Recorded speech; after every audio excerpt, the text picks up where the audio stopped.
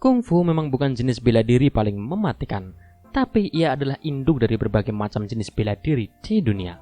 Kungfu sendiri sebenarnya bukan melulu soal bertarung, tapi juga mengandung makna filosofis tentang kehidupan. Meskipun demikian, tetap saja seseorang bisa jadi sangat mematikan dengan belajar ilmu kungfu. Dalam sejarahnya, kungfu melahirkan banyak jawara-jawara yang tak ada tandingannya. Misalnya seorang pria legendaris bernama Wong Fei Hung. Pria ini sudah terkenal seantero Tiongkok bahkan dunia akan kehebatan bertarungnya yang sangat sangar. Tercatat ia pernah melakukan banyak kegilaan. Salah satunya dengan mengalahkan 50 orang hanya dengan bekal sebuah tongkat. Begitu hebat namanya dikenal hingga hari ini. Tak hanya Fei Hung si tendangan 1000 bayangan, ada banyak tokoh ahli kungfu lain yang juga punya kemampuan gila. Simak ulasannya berikut.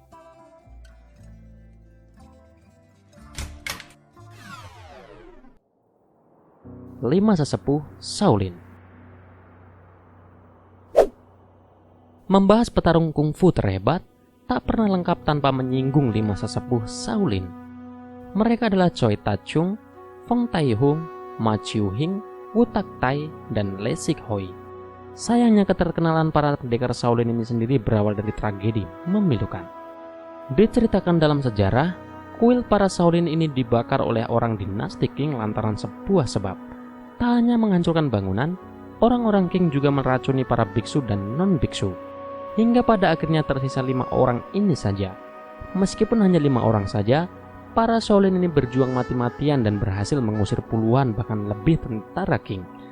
Seusai menghempaskan para pasukan, 5 sekawan ini pun berpisah dan menyebar ke seluruh Tiongkok. Diketahui masing-masing mendirikan aliran kungfu mereka sendiri dan mendapatkan banyak murid.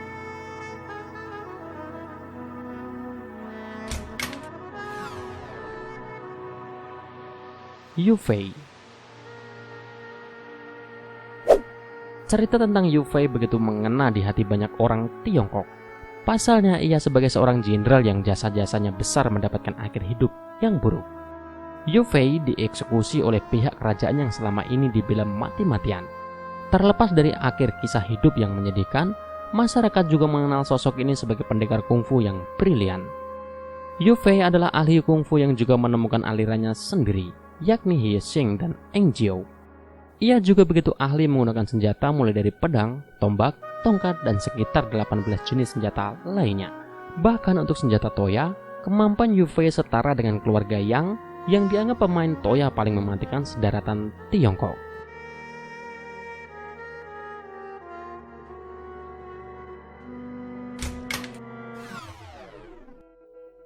Huo Yanxia. Tidak ada yang tahu nama Huo Yanxia. Ia adalah seorang ahli kungfu kenamaan di masa akhir dinasti Qing.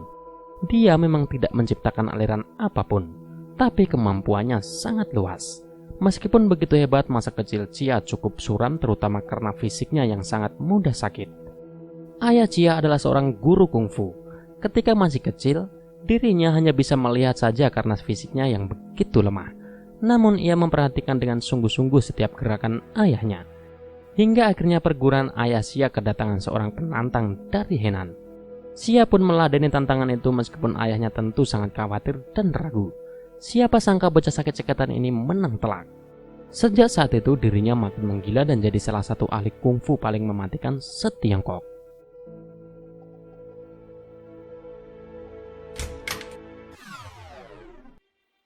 Tio Sam Hong. Siapa yang tak tahu Tio Sam Hong? Pria satu ini adalah salah satu legendaris kungfu terbaik yang pernah dimiliki Tiongkok. Diceritakan di dalam banyak literatur, Sam Hong adalah sosok yang sangar dan gila soal keahlian bela diri. Banyak pula cerita-cerita betapa skill kungfu Sam Hong tak tertandingi siapapun. Pernah sekali waktu ia menantang pengulat nomor 1 Mongol yang bisa dibilang sangat kuat. Tak sampai sejam Sam Hong menang telak. Tak sampai di situ, ia memberantas 100 orang gangster di kota hanya berbekal kedua tangannya. Sangat hebat seperti itu, siapa sangka di masa kecilnya, Sam Hong justru jadi bulan-bulanan para seniornya ketika masih belajar kungfu.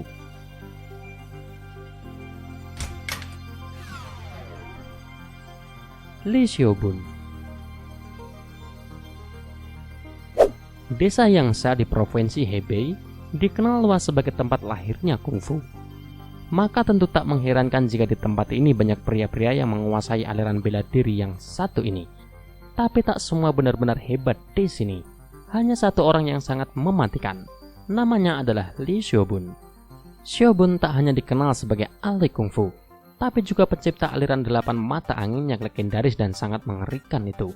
Begitu hebat soal kungfu, siapa sangka Xiaobun ternyata punya masa kecil yang buruk. Ia dijual oleh keluarganya untuk diikutkan opera lantaran kemiskinan. Titik balik Xiaobun dari semua keterpurukan ini adalah menemukan seorang ahli pengobatan bernama Jin Dian Sheng yang kemudian menjadi gurunya.